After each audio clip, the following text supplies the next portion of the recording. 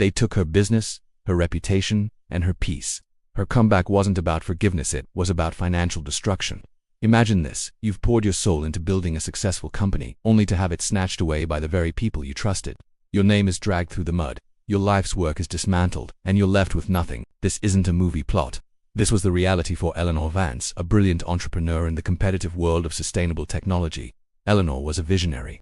Her company Ecosphere was on the verge of a breakthrough that could have revolutionized clean energy. She had a close-knit team, including her business partner Marcus Thorne and her head of R&D, Dr. Alistair Finch. They were more than colleagues. They were like family, or so she thought. One crisp autumn morning, Eleanor walked into her office to find the locks changed. A terse letter informed her that the board, led by Marcus and Alistair, had voted her out, citing gross mismanagement. It was a lie, a carefully constructed coup.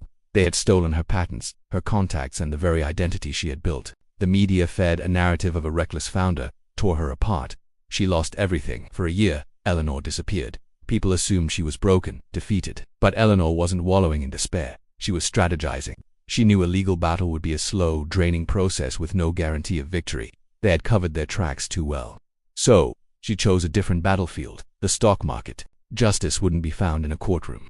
It would be bought and paid for. Working odd jobs, living in a tiny apartment, Eleanor spent every waking hour studying financial markets, investment strategies, and corporate law. She was a ghost, quietly observing the industry, learning the weaknesses of her former rivals, now the proud new owners of her company, rebranded as Nexus Innovations. She knew their business model inside and out because she had created it, and she knew exactly where the cracks were.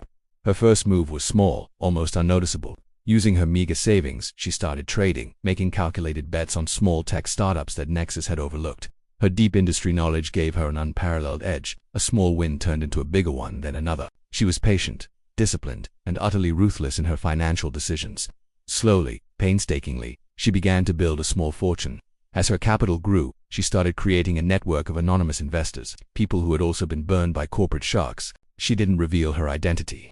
She was known only as Phoenix, a mysterious figure making waves in investment circles with an uncanny ability to predict market shifts. Her reputation grew in the shadows, a legend whispered about in online forums. Meanwhile, Nexus Innovations was flying high.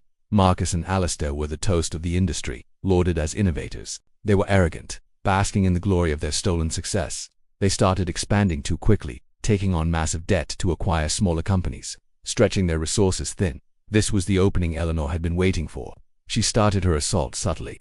Through her network, she began short-selling Nexus stock. It was a high-risk gamble, betting on the company's failure. But Eleanor wasn't gambling. She was executing a plan. She knew their upcoming product launch was based on a flawed version of her original technology. She knew their supply chain was fragile. She knew their financials were propped up by debt. Then, she leaked a series of anonymous, highly technical reports to financial journalists and industry analysts. The reports penned by Phoenix didn't make accusations. They simply asked questions. Incisive, difficult questions about Nexus's technology, its profitability, and its long-term viability. The market, once blindly optimistic, started to get nervous. The stock began to dip.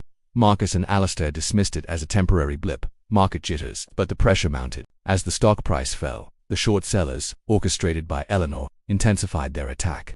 The value of Nexus began to plummet. Panic set in on the trading floor. Margin calls were triggered. Investors started pulling out.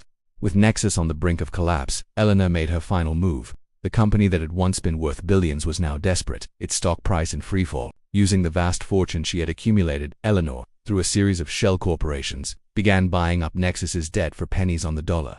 Then, she started buying controlling shares of the company itself. It was a hostile takeover, executed with surgical precision. One Monday morning, Marcus and Alistair arrived at their headquarters to face an emergency board meeting. There, sitting at the head of the table, was Eleanor Vance, not the broken woman they had cast aside, but a powerful, composed figure who now owned their company, their careers, and their futures. The silence in the room was deafening. "Good morning, gentlemen," she said, her voice calm and steady. "It seems there's been a change in management." She hadn't come for an apology. She hadn't come to gloat. She had come to take back what was hers. She dismantled Nexus Innovations, sold off its assets, and used the profits to launch a new, more advanced company under her own name. Her former partners were left with nothing but the ruins of their own greed. Their reputations destroyed far more completely than hers ever was. Eleanor Vance's story is a powerful lesson. Sometimes, the most effective form of justice isn't about getting even. It's about getting ahead. It's about rebuilding yourself so powerfully that your enemies become irrelevant. She didn't just win, she rewrote the rules of the game entirely. Her comeback is a testament to resilience, strategy, and the incredible power of a single, determined mind. She proved that when they try to bury you, they don't realize you're a seed. Thank you so much for watching. If you found this story as inspiring as I did, please hit that like button and subscribe for more tales of incredible triumphs. Don't forget to ring the notification bell so you never miss an update. See you in the next video.